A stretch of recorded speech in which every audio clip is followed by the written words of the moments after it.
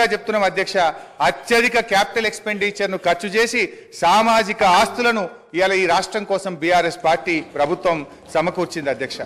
తెలంగాణ రాష్ట్రం ఆవిర్భవించిన పరిస్థితి ఎట్లా ఉందంటే ఒక విధ్వంసమైన రాష్ట్రాన్ని, కరెంటు చక్కగలేని రాష్ట్రాన్ని, తాగునీళ్లు చక్కగలేని రాష్ట్రాన్ని, సర్కారు తుమ్మలు మొలిచిన చెరువులు, తెగిన కట్టలు, శిథిలమైన తూములు, అలుగులు, ప్రాజెక్టులు లేక, సాగునీరు లేక, బోరుబావులే దిక్కైన రాష్ట్రాన్ని, భూగర్భ జలాలు అడుగంటి 600 ఫీట్లు బోరు వేసిన చుక్క నీళ్లు పడని రాష్ట్రాన్ని, ఉపాధి లేక జనం వలసబాటిన పట్టిన రాష్ట్రాన్ని ఒక దరికి చేర్చాలంటే, ప్రజల కన్నీళ్లు తుడవాలంటే దానికి ఎంత నిబద్ధత ఉండాలి, ప్రజల మీద ఎంత మమకారం ఉండాలి, ఎంత తపన ఉండాలి, ఎంత తపస్సు చేయాలి, ప్రజల శ్రేయస్సు కోసం, అభివృద్ధి యజ్ఞం కోసం నిధులు సమీకరిస్తే ఇది తప్పైతుందా అధ్యక్ష? క్యాపిటల్ ఎక్స్పెండిచర్ తో ఇవాళ సంపద సృష్టించిన అధ్యక్ష.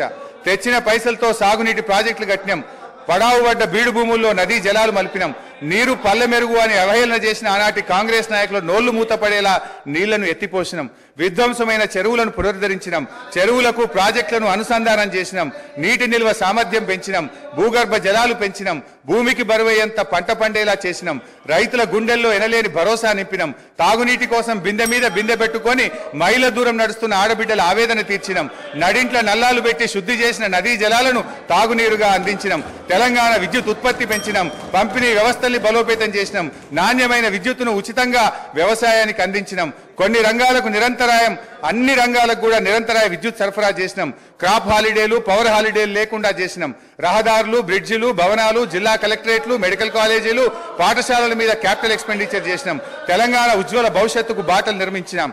అధ్యక్ష, ఇవాళ ఏం విజయాలు సాధించినామో అని వాళ్ళు మాట్లాడుతున్నారు అధ్యక్ష. ఇవాళ పంటల విస్తీర్ణం 2014-15లో 1,31,00,000 ఎకరాలు కాగా 2022-23 నాటికి 2,08,67,000 ఎకరాలకు చేరింది అధ్యక్ష. అంటే 59% పెరిగింది అధ్యక్ష. పంట దిగుబడి అన్ని రకాల పంటలు కలిపి ఆ రోజు 1,00,000 మెట్రిక్ టన్నులు. అధ్యక్ష, అప్పులు తెచ్చి అన్ని బిల్డింగ్స్ కట్టామని చెప్తున్నారు, చాలా సంతోషం అధ్యక్ష. ఏం బిల్డింగ్లు కట్టారు అధ్యక్ష? సెంట్రల్ జైలు కూలగొట్టిండ్రు, పురాతనమైనది నిజాం నవాబ్ కాలం నాటిది, అక్కడ హాస్పిటల్ కట్టిండ్రు అధ్యక్ష. అదే హాస్పిటల్ ఊరవతల కట్టుంటే పేషెంట్లకు కూడా మంచిగా ఉంటుంది అధ్యక్ష. పురాతనమైన జైలు కూడా అక్కడ ఉండేది అధ్యక్ష. అక్కడ ఎంజిఎం ఉంది, ఎంజిఎంలో సరిగా స్టాఫ్ లేరు అధ్యక్ష. దాన్ని డెవలప్మెంట్ చేయకుండా కొత్త బిల్డింగ్ ఎందుకు కట్టారు, ఆ ప్లేస్లో ఎందుకు కట్టారంటే వీళ్ళకు పర్సంటేజ్ల కోసం కట్టారు అధ్యక్ష. ఈరోజు సెక్రటేరియట్ పాత భవనాన్ని కూలగొట్టారు అధ్యక్ష. అంత పెద్ద భవనాన్ని, అన్ని కోట్ల విలువైన భవనాన్ని కూలగొట్టాల్సిన అవసరం ఏముంది అధ్యక్ష?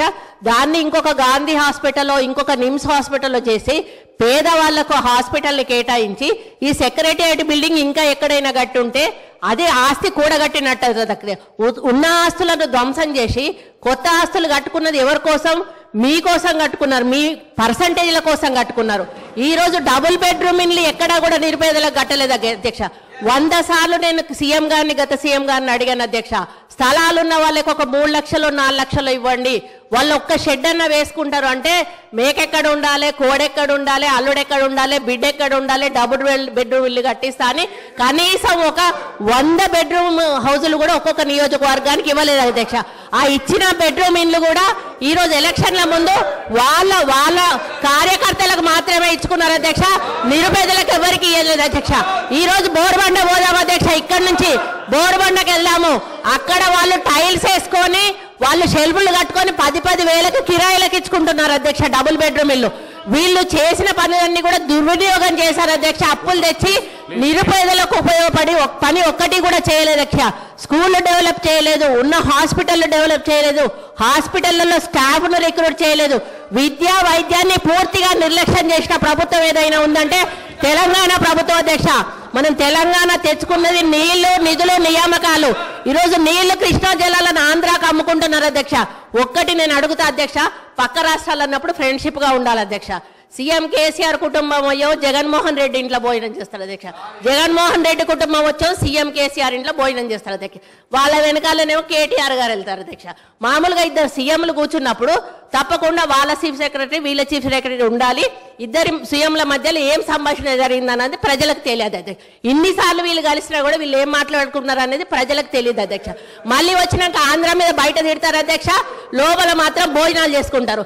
కేటీఆర్ గారు ఏం మాట్లాడుకున్నారంటే వాళ్ళు ఏదో అభివృద్ధి గురించి మాట్లాడుకుంటున్నారు, నాకు సంబంధం లేదని వచ్చి ఈయన ప్రెస్ ముందట చెప్తాడు అధ్యక్ష. ఈ రోజు సెంట్రల్లో నీటి వనరుల గురించి మీటింగ్ పెట్టినప్పుడు ఎంతమంది ఇక్కడ నుంచి పోయారు, ఎవరెవరు పోయారు, ఎప్పుడు సీఎం పోయారు, అది ఒకసారి చెప్పమన్నాను అధ్యక్ష. ఈరోజు కేంద్రాన్ని ఎందుకు బద్నాం చేస్తున్నారు అధ్యక్ష? ఈ రోజు మోడీ గారితో మీరు సత్సంబంధాలు ఎందుకు పెట్టుకోలేదు? ఈ రోజు యాదాద్రి విషయంలో చిన్నజీయర్ స్వామిని ఎంకరేజ్ చేశారు. ఈ రోజు ఆయన ఎక్కడో ఒకటి కట్టుకుంటే అక్కడ మోడీని పిలిచిండని ఈ రోజు మోడీని పక్కకు పెట్టేసి మోడీతో సంబంధాలు లేకుండా సెంట్రల్ ఫండ్స్ తెచ్చుకోకుండా ఈ రోజు కేంద్రం ఇవ్వడం లేదని బద్నాం చేయడం తప్ప అధ్యక్ష. ఈ రోజు కేంద్రాన్ని దూరం పెట్టింది వీళ్ళు, కేంద్రం ఫండ్స్ ఉపయోగించుకోండి వీళ్ళు. చాలా ఫండ్స్ ఈ రోజు రిటర్న్ పోయినాయి అధ్యక్ష, కేంద్ర ప్రభుత్వ నిధులు. దాని వైఫల్యం పూర్తిగా గత ప్రభుత్వం ఉందని నేను చెప్తా ఉన్నాను అధ్యక్ష. దయచేసి ప్రగల్భాలు పలగకండి. ఈరోజు తెలంగాణ లాభాల బాటలో ఉన్న తెలంగాణను కాంగ్రెస్ పార్టీ మీకు అప్పచెప్పింది. నష్టాల బాటలోకి వెళ్ళి నిరుపేదల జీవితాలు మీరు బాగు చేయలేదు, కేవలం పెద్దవాళ్ళని బాగు చేశారు, పేదోళ్ళని ఎక్కడున్న వాళ్ళని అక్కడ ఉంచారు. ఈ వాస్తవాలను ఒప్పుకోవాల్సిన బాధ్యత మీ మీద ఉందని ఈ సందర్భంగా గుర్తు చేస్తా ఉన్నాను అధ్యక్ష.